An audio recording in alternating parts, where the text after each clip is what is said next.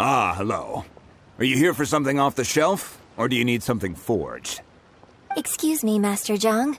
We were wondering if you'd heard of something called a wonder core. Of course I have. Sorry, who's asking? My name is Yunjin. Perhaps you don't know me, but I believe that you forged some weaponry for my father in the past, for stage use.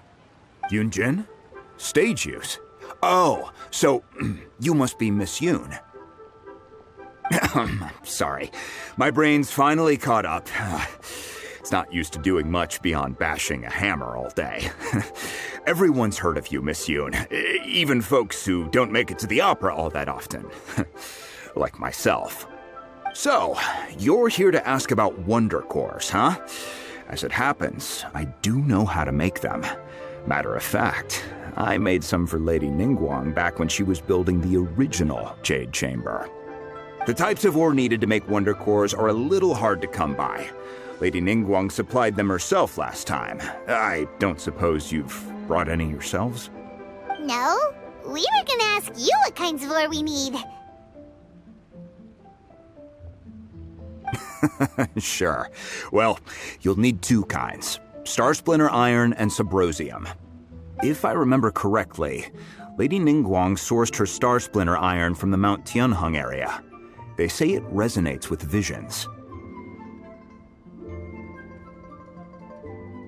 It could take some work, but if you stick with it, you'll find some eventually.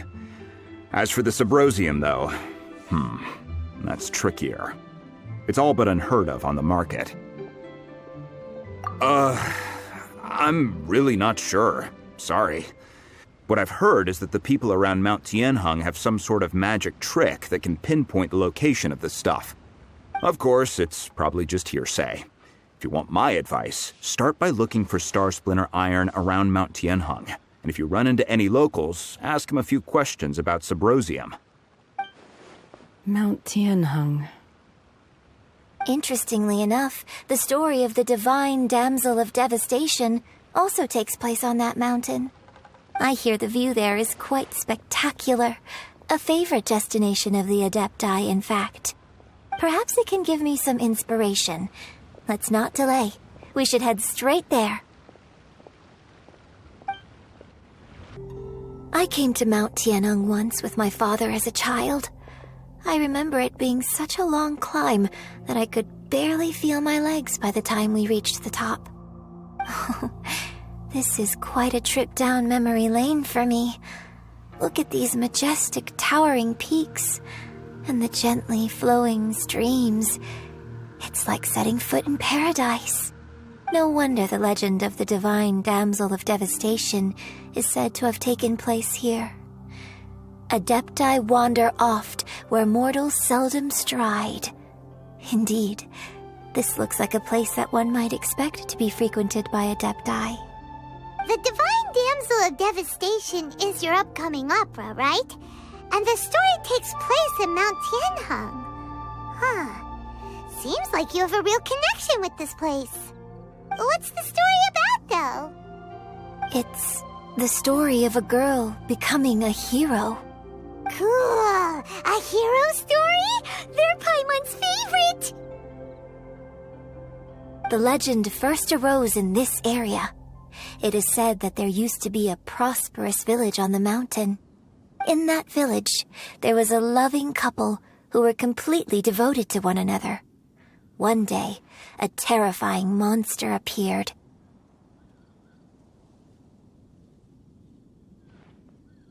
The wife was out collecting herbs and was captured by the monster. Her husband was so distraught at the news that it broke his spirit and drove him to madness. The vile and vicious monster told the villagers, "If you want to live, you must sacrifice a child to me." What a nasty piece of work! Paimon sure hopes this monster gets put in its place!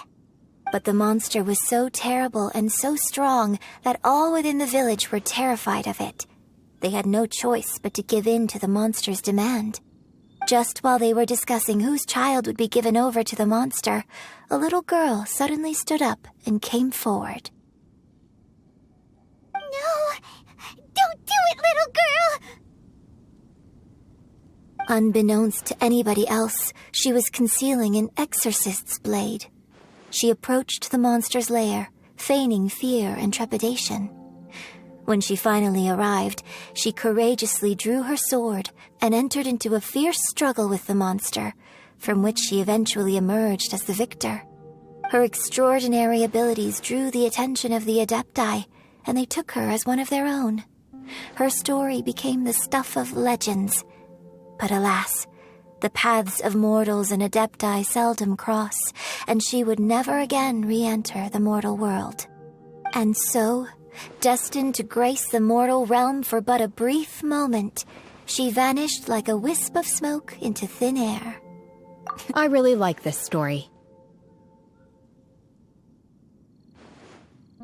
But I personally think that perhaps the little girl was not as brave as the opera makes her out to be. I'm not sure she deserves all the praise she is given. I've never considered that before. Opera is always an interpretation of the events it purports to portray. A certain degree of deviation from the truth is always inevitable. When my father wrote the script for this play, I suppose his intention was to inspire his audience with the character of the divine damsel. I think it's a great story. The ideal story. Well, it sure inspired Paimon! Let's go get ourselves some Star Splinter Iron! Yeah!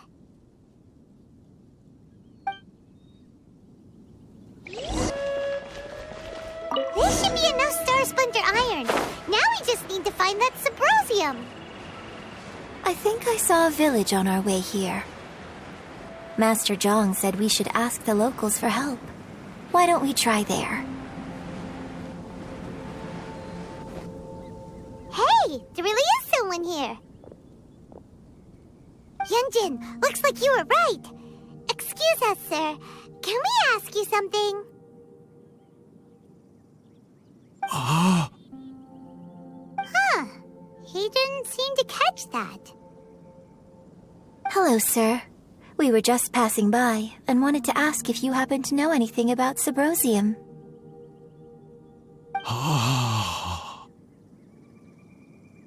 Is he trying to tell us to look for clues in the village? Well, whatever.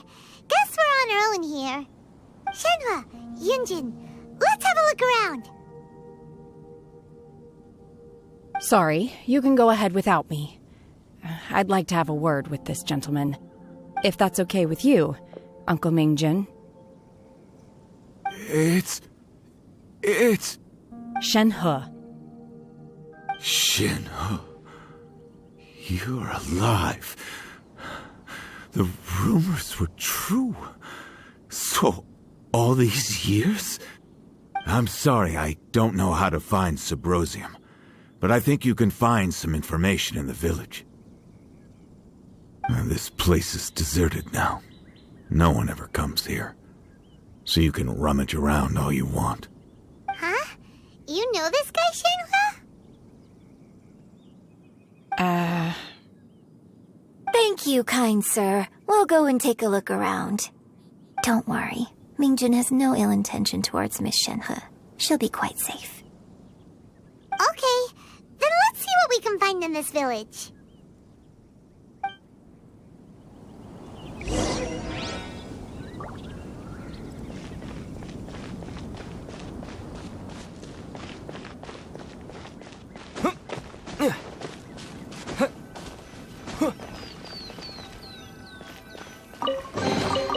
A reward on the road.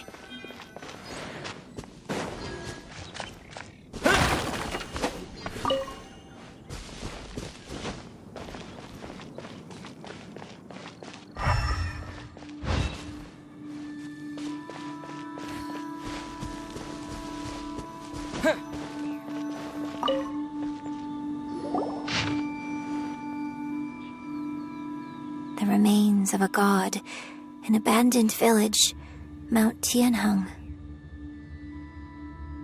Does this mean that the true story of the divine damsel of devastation happened right here, in this village? The time frame certainly matches, so it seems we're in the right area. Let's keep looking around.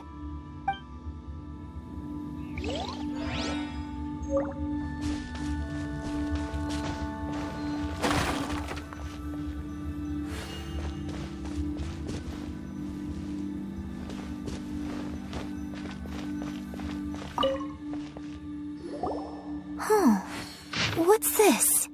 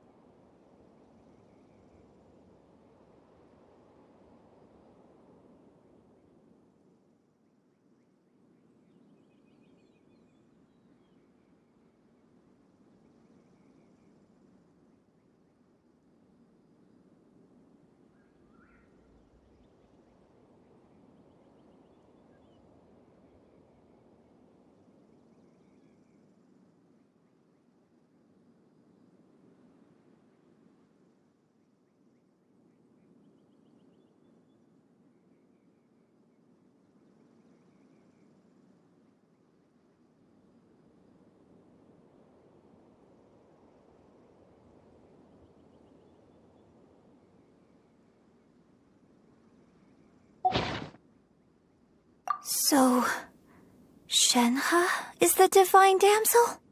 Now that I think about it, she does behave rather like an adeptus, and she is about the right age. So that's why I've been getting the strangest feeling whenever I chat with her. I should have noticed it earlier. According to this text, the divine damsel from the opera was actually the daughter of the loving couple. And she didn't volunteer. She was sacrificed to the monster by her own father. Oh, the truth is even more lamentable than the opera. Now I understand why Shenhe said the girl was not as brave as people think. It wasn't her choice to enter that ghastly situation. She was forced into it. Oh, it looks like my father may need to make a few revisions to his beloved opera. We've looked everywhere, but still no mention of Symposium. Let's have a look over there.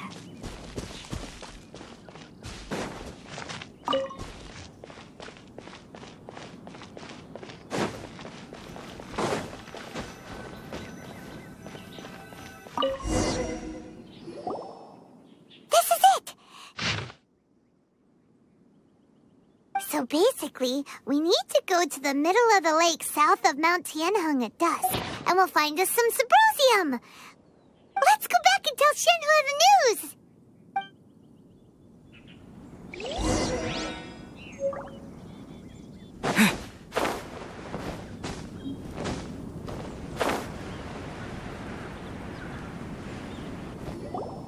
One year when I was back visiting, I heard a story about a white-haired adeptus from a merchant passing by. I never imagined it was you.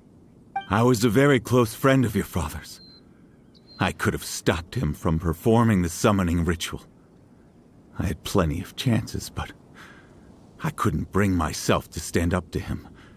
I just let things happen, let it all escalate. And, well, we all know how that story ended. I bring flowers back here every year. And each time I wish I had a chance to apologize to you.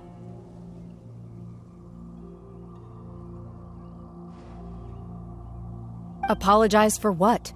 If you'd stopped him, he'd only have found another way.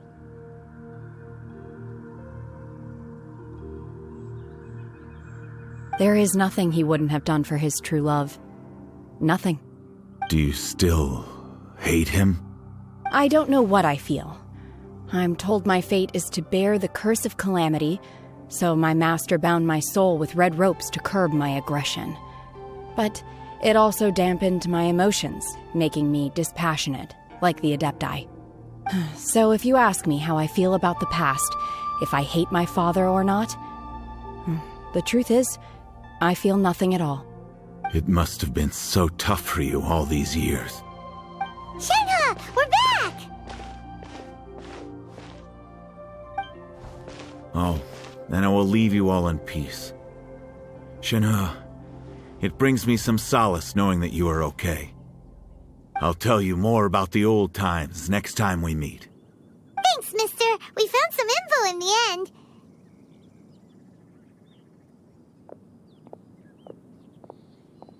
Shenhe, look. This tells us how to find Subrosium.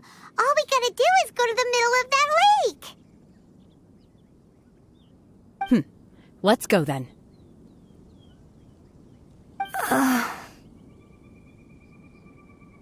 Miss Shenhe, there's something I'd like to talk to you about.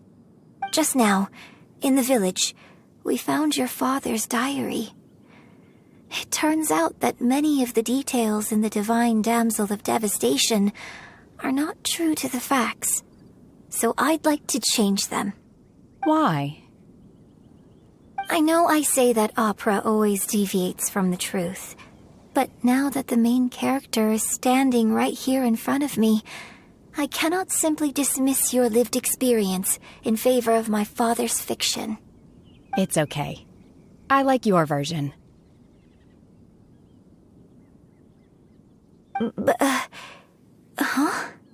My master once said that the day I learn how to use my strength for the good of others is the day that I can truly become part of human society. So, I hope that one day I might be brave enough to stand up and protect others, just like the girl in the opera. But I've never thought this way before, and I wonder whether I will continue to think in this way. Don't worry. I believe you will. In fact, I think maybe you've already started to become the person you aspire to be. You just haven't had the opportunity to see it for yourself yet. Shenhe! Yunjin! Cut the chit-chat! Let's go!